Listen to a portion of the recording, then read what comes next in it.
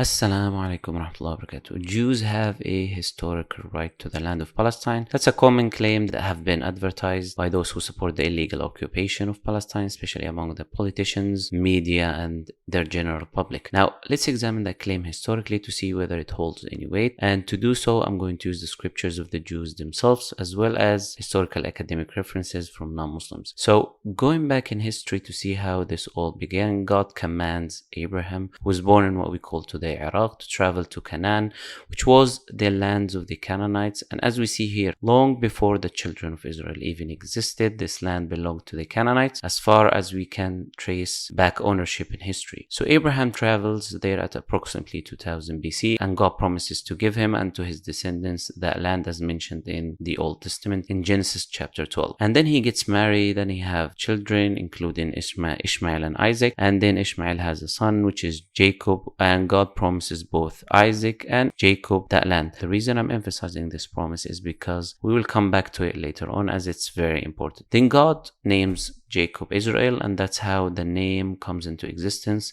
Then Jacob begets 12 sons, and the famous story between Joseph and his brothers takes place, and Joseph becomes a person of authority in Egypt. Soon after, a drought takes place in Palestine, so the children of Jacob go to Egypt to seek help. Then they find Joseph, who tells them to bring Jacob and all the Israelites and move to Egypt for a better life and to escape the drought that was happening in Palestine. Till here we see that Abraham was a stranger in the land of Palestine, and all his descendants, including Isaac and Jacob, were also strangers in this land of the native people of the Canaanites. And they eventually decide to leave because of the circumstances in Palestine. Later on, Jacob and Joseph die, and his descendants remain in Egypt happily until Pharaoh starts killing and enslaving the Israelites. And there God sends them Moses, who, as the story goes, take them out from Egypt at approximately 1446 BC and makes his way back to Palestine, again the land of the Canaanites. And on his way, on what is known today as Mount Sinai, we see the beginning of what is known today as the Jewish religion, as Moses received tablets and commandments from God. But the Jews, they disobey Moses and they disobey the commandments of God, and they start worshipping the calf. Therefore, God punishes them and ordains that they will be lost in the land for 40 years, so that corrupt generation dies and a new generation replaces it. And God tells them that he will give them the land of the Canaanites once more, which was called Palestine, as documented from empires like the Babylonians and the Romans and the Syrians. So Moses makes his way to the land, but never steps foot in the land, and he dies. So Joshua takes command after the death of Moses, and he starts to invade the land of the Canaanites. And the Israelites start wiping out as much as they could from the native people who were living in the land of Canaan, killing both men, women, and children, animals, and even burning their lands, as we can see in the Old Testament in Joshua chapter 6, chapter 8, and chapter 10. So don't be surprised today when you see the occupation forces in Palestine killing innocent women and children, because that's what's mentioned in their books, and that's what they believe, and that's what they did in the past.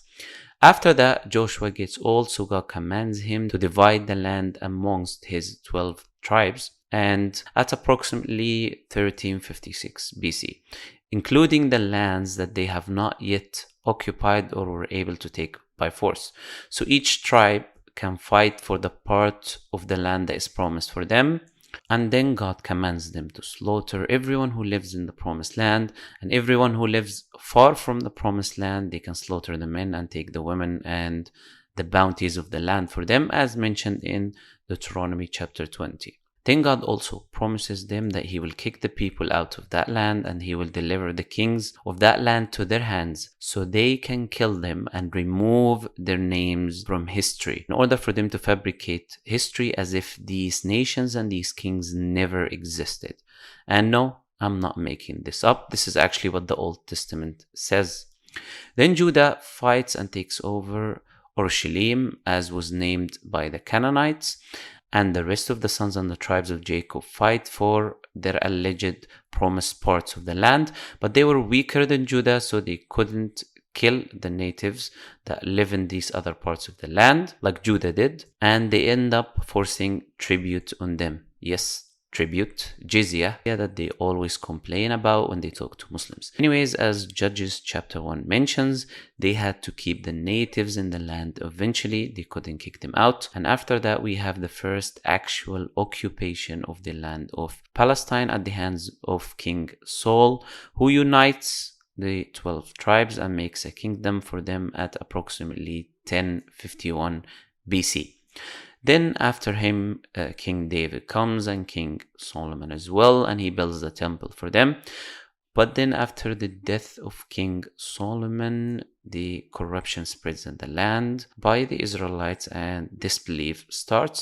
At that time, the land was divided into two parts, the Empire of Judah and the Empire of Israel. And the Assyrians invade the land. They took over the whole empire of Israel as well as Egypt. Then the Assyrian Empire started exiling the Jews from the land to what we call today Iraq. After that, and at approximately 612 BC, the Babylonian Empire took the land, and they also took the Empire of Judah, which was the part of the land that was left.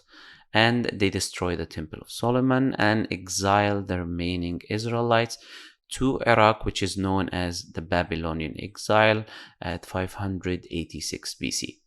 And here we see that throughout the whole history of the Israelites, they only ruled that land that they claim is their land for approximately 420 years.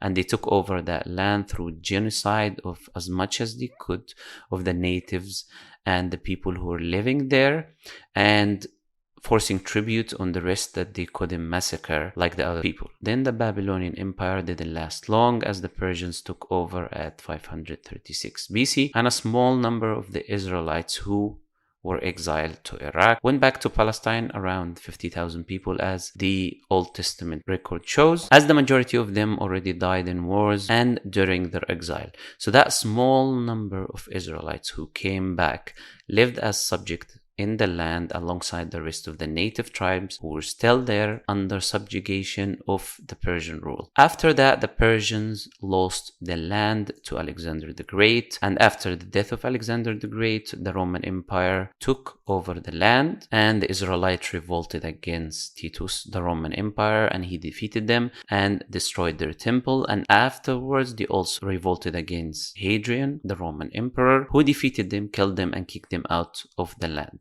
at approximately 132 BC.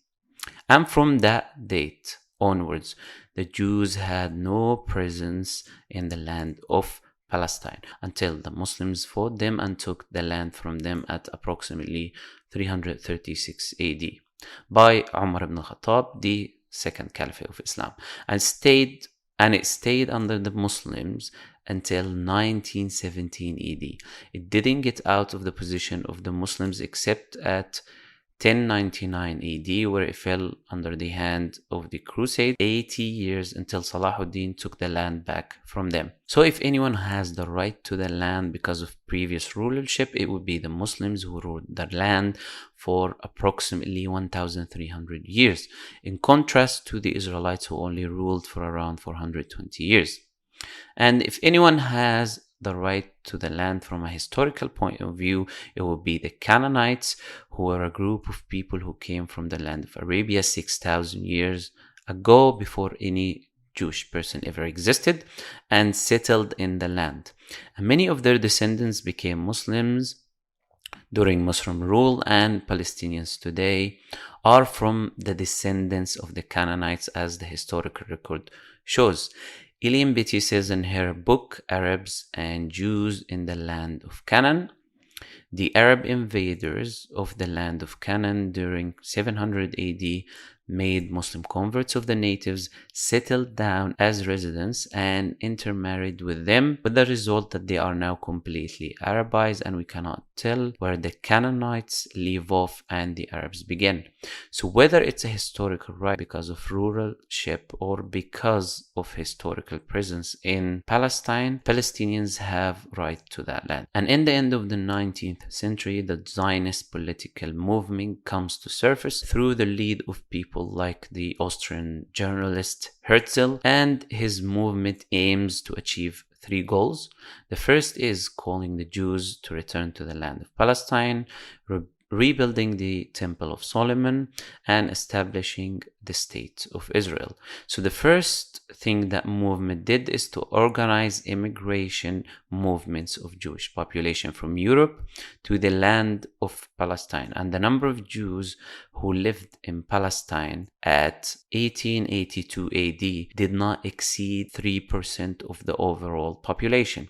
So from 1882 AD until 1948 AD, they organized 6 immigration movements, moving the Jewish people from a 3% population in the land of Palestine to 31% of the population, in which the land was under British rule, who gave majority of the land to the Jews and forcefully gave them recognition of a colonial terrorist state. That's why we see that majority of their government officials are originally immigrants coming from Europe.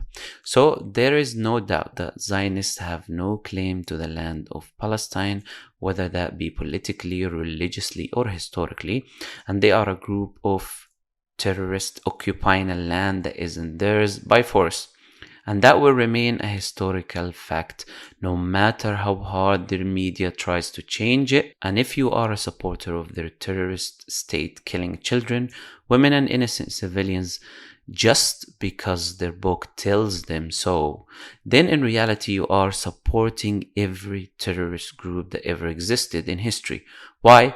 Because they make the exact same claim. The Crusades made that claim. ISIS makes that claim, that they're killing these people because their book tells them so. So if you're supporting the Zionists, you might as well support these other people. And you shouldn't have any issue if someone one day knocks on your door holding a grenade and telling you to leave the house just because his book tells him that you should leave the house. And you should happily give him your house and move and all your family outside, since you believe in that. Now, the truth will remain that they are an occupying colonial terrorist so-called state, and they have no right to that land, indigenous or otherwise.